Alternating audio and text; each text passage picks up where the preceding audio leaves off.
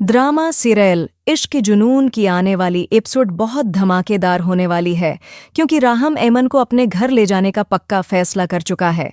इस फैसले के बाद इन दोनों की शादी का राज छिपाना मुमकिन नहीं रहेगा और ये खबर जंगल की आग की तरह फैल जाएगी।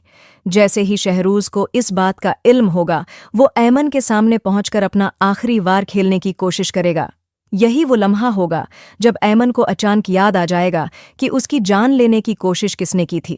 तो आपने अभी तक हमारा चैनल सब्सक्राइब नहीं किया है तो फौरी तौर पर कर लें। जिसके बाद वो ऐमन की बातें सुनकर ऐमन के साथ पिक्चर अपलोड कर देता है और उससे कहता है कि चलो अपना बैग पैक कर लो, मैं अब तुम्हें लेकर जाने लगा हूँ।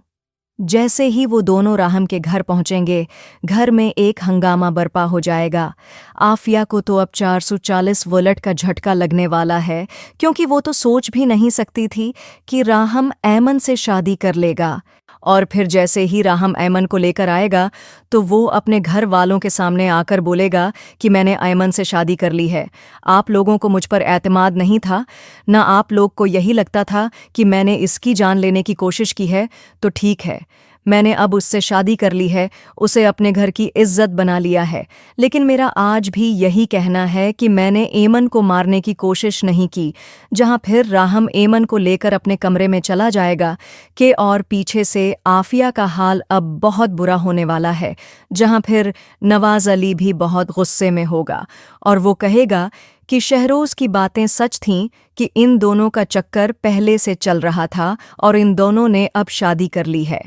जहां फिर हो सकता है कि आफिया अली नवाज के कान भरे और कहे कि मैंने कहा था ना, ये चालाक लड़की सिर्फ और सिर्फ राहम को फंसाने के लिए इस पर इल्ज़ाम लगा रही थी और अब आपने खुद देख लें, इस लड़की की चालाकियां आखिरकार इसका बना बनाया मंसूबा कामयाब हो गया और ये राहम को हासिल कर चुकी है।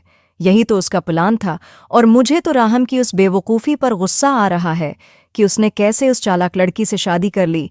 जिसके बाद फारूक भी अली नवाज को समझाएगा कि अब जैसा कि राहम ने इस लड़की से शादी कर ली है, अब हमें सब्र से काम लेना चाहिए।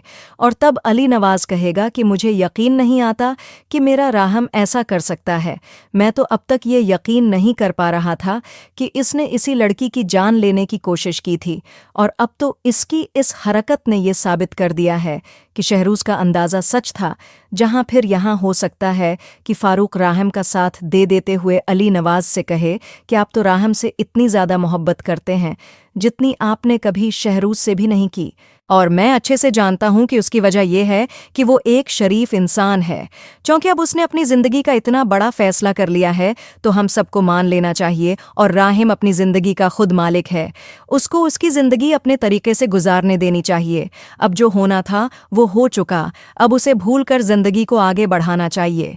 जहां फिर अली नवाज कहेगा कि जो कुछ हवा है, मुझे तो अभी तक उस पर यकीन नहीं आ रहा। ये मेरी खुश फहमी थी कि राहम मेरा अच्छा बच्चा है, लेकिन अब मुझे लग रहा है कि मेरी ये सोच गलत थी। अब तो मुझे समझ नहीं आ रहा कि मैं क्या करूं और क्या न करूं। राहम को चाहिए था कि इस लड़की को, अगर वो झूठी भी है तो भी उसको शादी करके उस घर में नहीं लाना चाहिए था और इतना बड़ा कदम उठाने से पहले राहम को हमसे पूछना चाहिए था।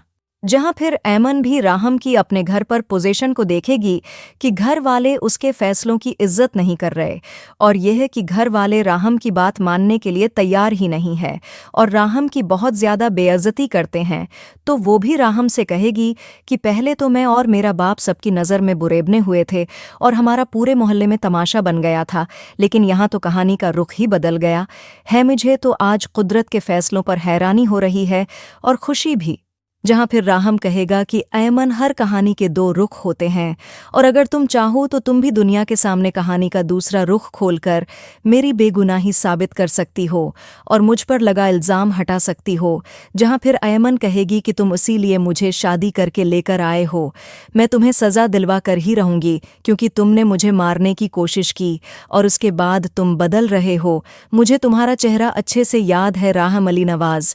अब मुझे पता चल रहा है कि तुम कितने बड़े मुकार और चलाक हो, लेकिन मैं भी तुम्हें कभी मुआफ नहीं करूंगी। मैं तो तुम्हें सलाखों के पीछे भेज कर ही रहूंगी। और तुम्हें पल पल मरता देखूंगी। जहां फिर राहम कहेगा कि तुम्हें मुझे मारने के लिए किसी खंजर या किसी भी चीज की जरूरत नहीं है, तुम्हारे अल्फाज ही काफी है ऐमन। जहां फिर ऐमन कहेगी कि मैं बहुत ज्यादा खुदार हूं और मैं अपने फैसले नहीं बदलती, मैंने जो कह दिया है मैं वो करके ही रहूंगी। और तब राहम कहेगा कि इतनी सस्ती थी तुम्हारी खुदारी कि तुम एक ही दफा में उसे बीच आई हो। तुमने मेरी माँ से पैसे ले लिए और मुझ पर इल्जाम लगा दिया। तुम्हें अब तक क्यों समझ नहीं आ रही कि तुमने मेरे साथ कितनी बड़ी जियादती की है।